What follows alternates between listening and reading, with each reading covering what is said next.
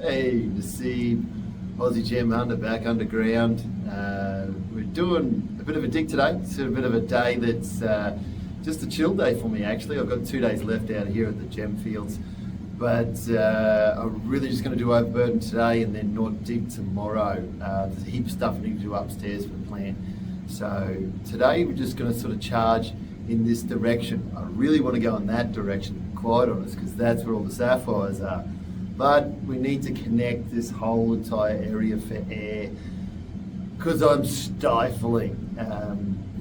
Yeah, you can tell this by my voice, and you know, it's hot. So we need to get some more air in this area because in that direction, I know there's sapphires, really good sapphires. We know we're picking up sapphires on this sort of like tabletop area where the water's pushed everything up onto the top, and you know all the slow water has hit this area, and a lot of sapphires have dropped out. So I want to get back in this area, but I'll show you what we've got at the moment, and we're charging through here because I can't really go from the other side of the guys' old diggings there, and we've been back in the like 70s sort of thing because they're super low. They call it belly crawling. They crawl on their belly and jackhammer away. Not for me. As you can see, I like to stand up, and I'm around about 6'2". So anyway, let's show you. That's the area that I want to be, and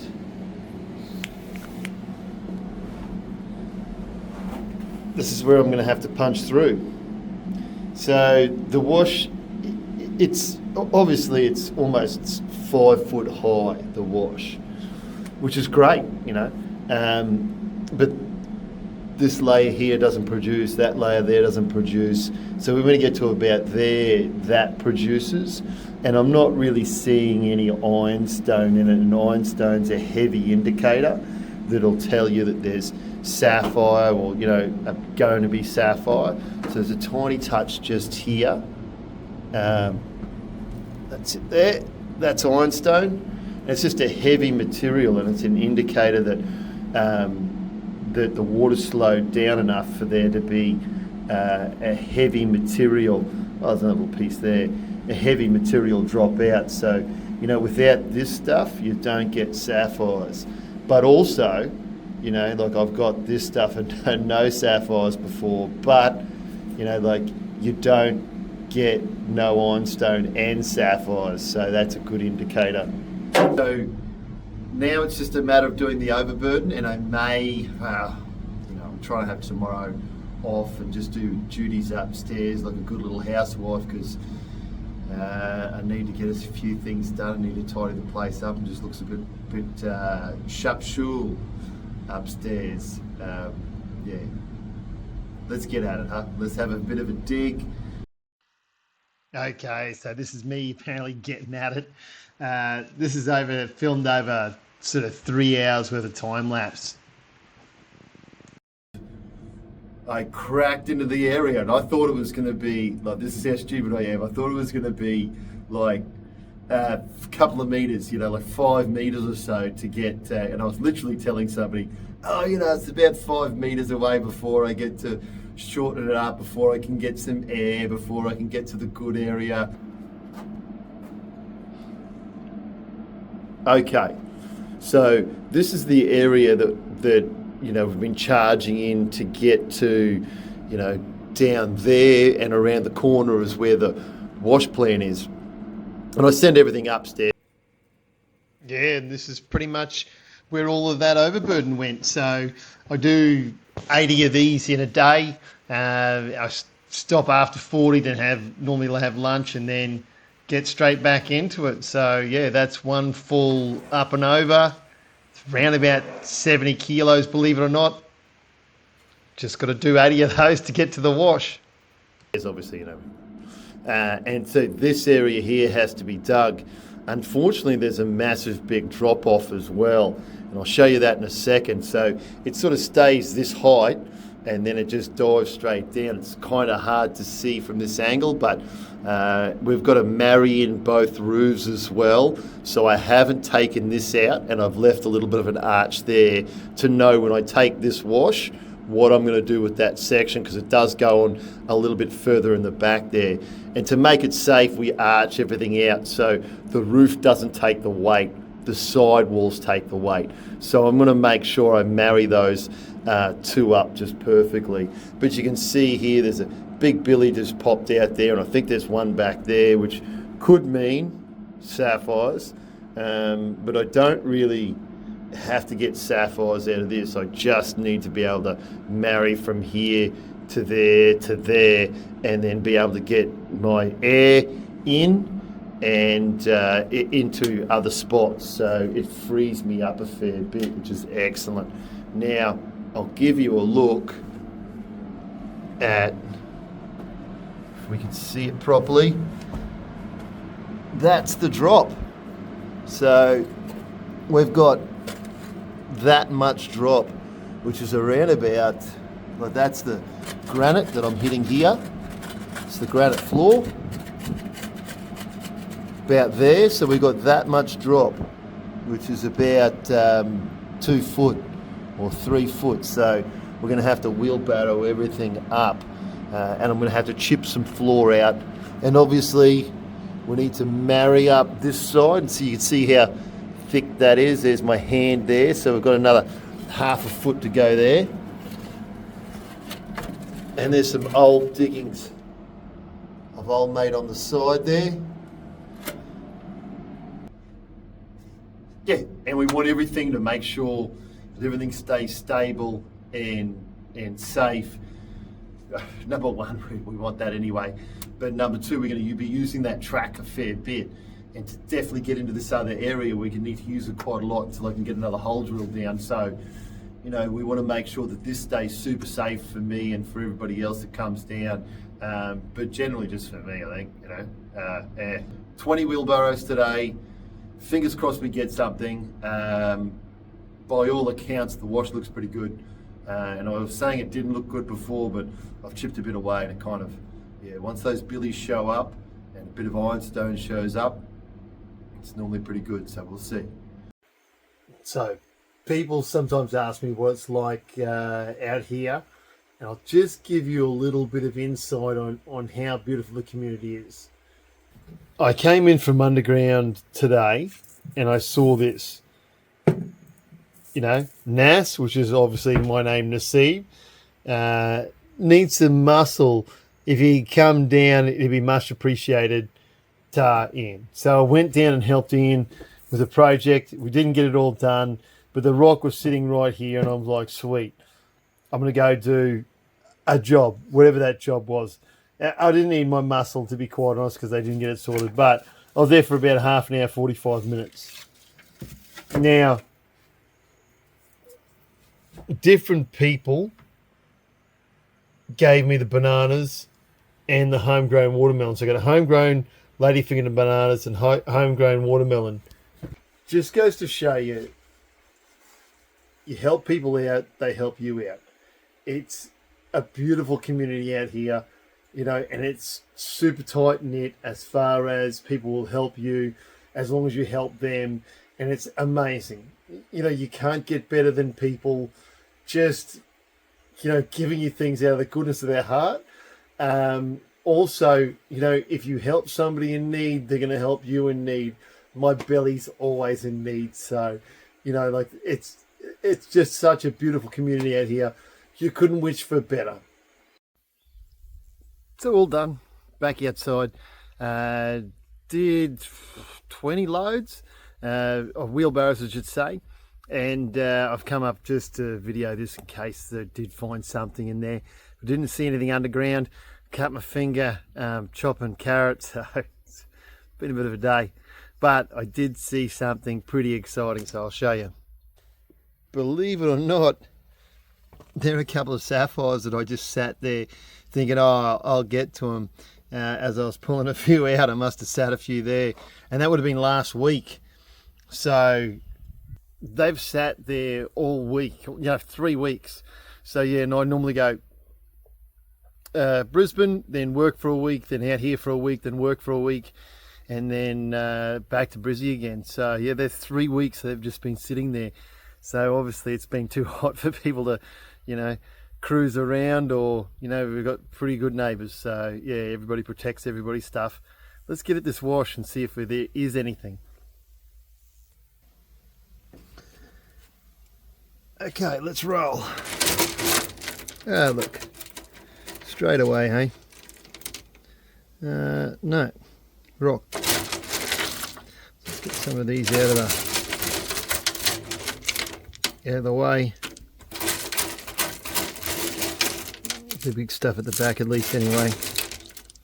Ah, there is something there, look. That's a big bomb. At least we got something. That's the main thing. Now what we are looking for is something nice that we can facet. Oh, got the wrong one. That's another bomb by the looks of things. We'll do a full clean out too, and I might show you that.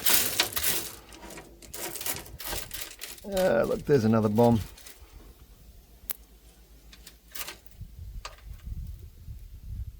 Yeah, I wasn't expecting much. I really didn't see. I saw one big yellow piece of iron, and normally with yellow irons we get something, but I didn't really see much in the sapphire context. That might be all right. No, it's shattered. So yeah, at least we're getting something. It's a spinel.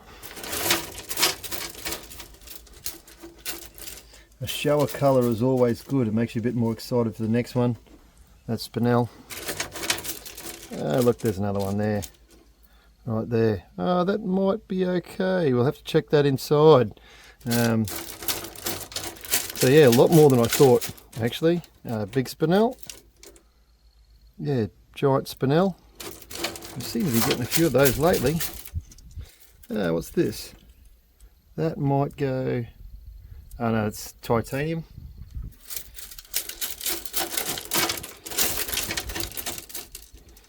A little chip. Oh.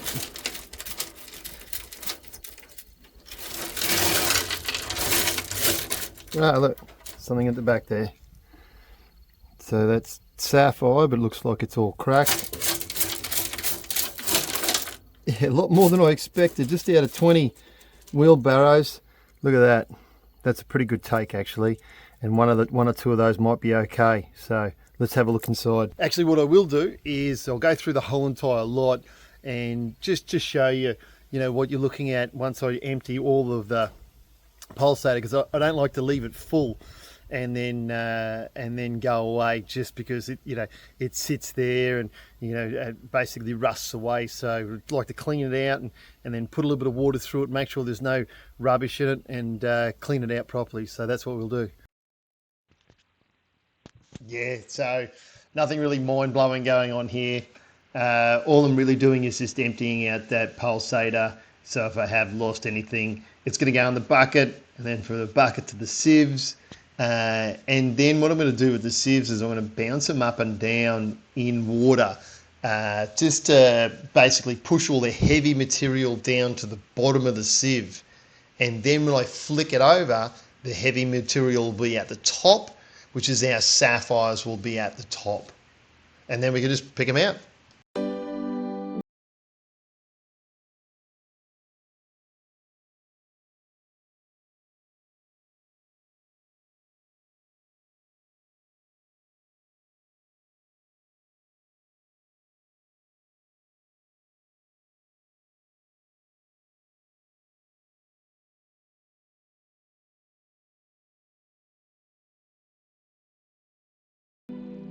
Yeah, okay. Sorry about this view. It does look as dodgy as they get. So, yeah, I think I go for a better view later. Anyway, that's me basically bouncing those upside down. And this is the version of getting those sapphires to the bottom of the sieves, flicking the sieves over. And you can see me picking out a few sapphires here that I've missed in the pulsator.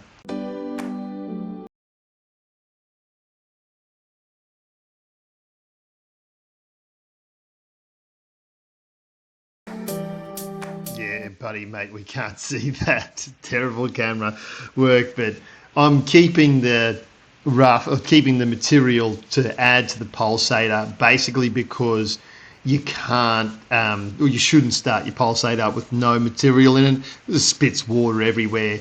That's a better version, obviously, of me. So you can see me bouncing that material upside down, so you can get all those sapphires to the bottom of the sieve, and then you flick it over. As I said before, pick out the sapphires and the spinel, the big stuff, and then away you go. Just repeat that process. Here's a couple of sapphires that didn't make the grade for cuttable, but they were, everything's a bonus.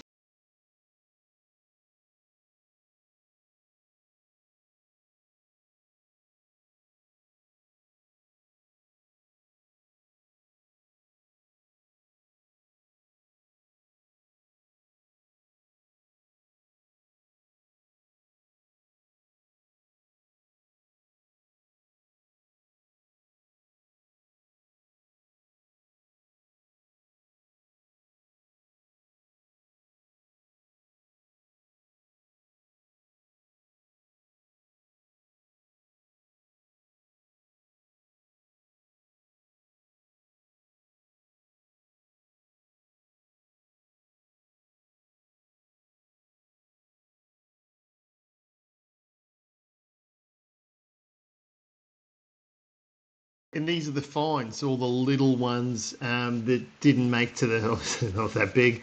So you can see the black center where all the dark materials collected. So, now I'm just picking through zircons and sapphires.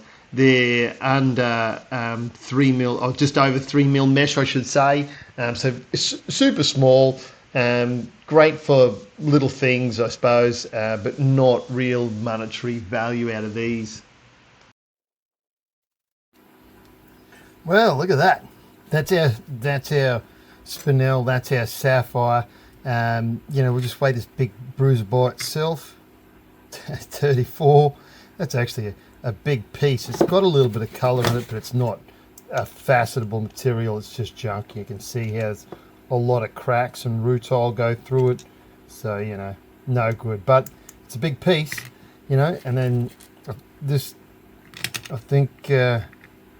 15 carats. So just those two alone's worth a day, 49 carats. Then we got a couple of good ones in there as well.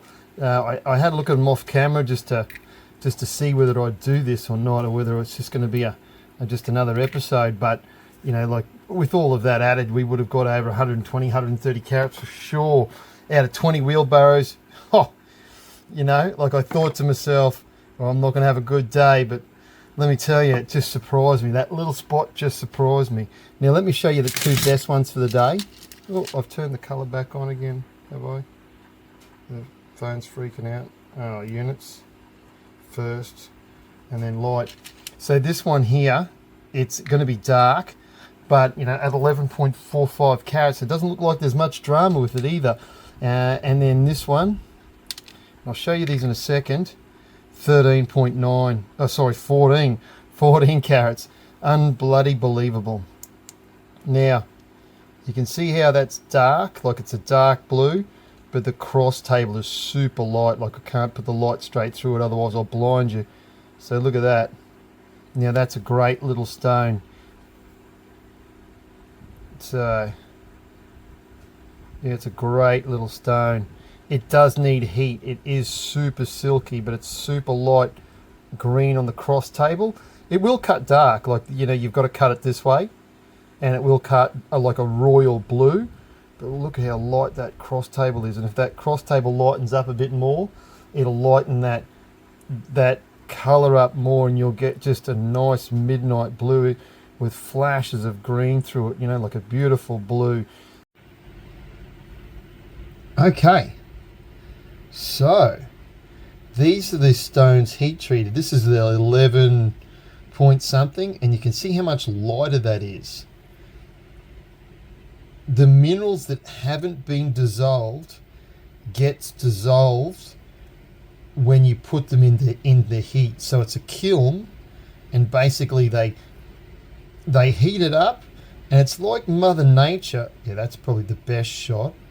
It's like Mother Nature basically increasing the time of Mother Nature. So instead of millions of years, we do it over a night, and basically they cook the stone. But this is going to turn out a lot lighter than before, and it's got little flashes of yellow and green through it. But this is probably the best angle I've found on this stone is that. So we'd cut it like that. See how much lighter that is. I'll try and get my finger out of the way. So see how much lighter that stone is now. You really improve the quality of the stone by heating it and getting all of that mineral dissolved in the stone. But I'm more excited about this one, and I'll tell you why. Is because obviously it's a lighter colour, that's for sure. Like it's a super, lighter colour. And the reason being is, if I go on the cross table, see the yellow in there? So that's what we're chasing. Super light on the cross, which is that way, and it's got that yellow to it. And that yellow is right in the bottom. If we can save some of the stone or shrink it a bit, so see that yellow? That's what we want. We want that yellow, and it's right in the base of it, right there. So if we can keep some of that and shave all this down, it's got sergeant stripes in it. So you can see those stripes. They're growth lines in the stone. So yeah, can't be happier with today. I mean, these both need a good cook. And here's the other one. This one was obviously light prior, but it just had a little bit of haze in it. And it's got rid of, wait, look out of control. And it's got rid of all that haze. So yeah, you can't even really shine the light through it, but cross section there. Now we can see a few little cracks down the bottom near my finger, and they'll have to be cut out. But it's got a good side to it. So yeah, so the gamble paid off. Those stones became a little bit lighter and also improved the value of them because they're not smoky. They're a clearer stone now. Yeah, so excited. You can still see the color bands, which are those bands there. So you can still see the color bands. So the stone will still have a heap of character. So see those bands on the right hand side? Heaps of character. It won't drop any character whatsoever. And you can see that yellow peering through there. So it'll have to be sort of cut on table, which is kind of that's table right there. So we're going to lose a little bit of the stone. But yeah, this will be just a couple of massive big wins. So this week it's just been one after another after another. If this keeps up, I quit my job. But you're going to go through patches where it's sad too. But knowing that I'm 90% through that wash, and I've just got to finish a tiny little touch of it, and then I'll be able to get more air into a good area, and to pick up stone like this while I'm doing it. Holy, just smiles all the way. Yeah, it's stoked, really happy. Yeah, and we'll see you guys after I get these cut. Rightio. So 14 carats down to 1.44. Lost a bit of stone, obviously, but it is amazing. Let me show you. Look at that. Look how beautiful that stone is. You really don't get a good understanding of how gorgeous it is, on camera. Look at that beautiful light blue, and the tip is a nice deep ocean blue. That's probably the best light. Like when it's shining in your face, it is just amazing. It's got little flashes of that beautiful yellow in the bottom. Yeah, look at that. It's just spectacular and sparks at every different angle. Gives you that gorgeous teal maybe on the ends with that really light blue with that midnight blue coming through. Yeah, 1.44 carats. That's probably its best angle. Look at that, is it? That's the stone right there. That's what I'm seeing, live. Yeah, I'll take a 14 carat down to the down to the 1.44. Anytime if they look like that, yeah, maybe every time. Well, not every time. I still want to, cut bigger. Obviously, I wish it would cut to 4 or 5 carats, but it wasn't in the cards for this stone. The other one's still yet to get cut, and I may show you guys it cut later on. But at this stage, that's your money.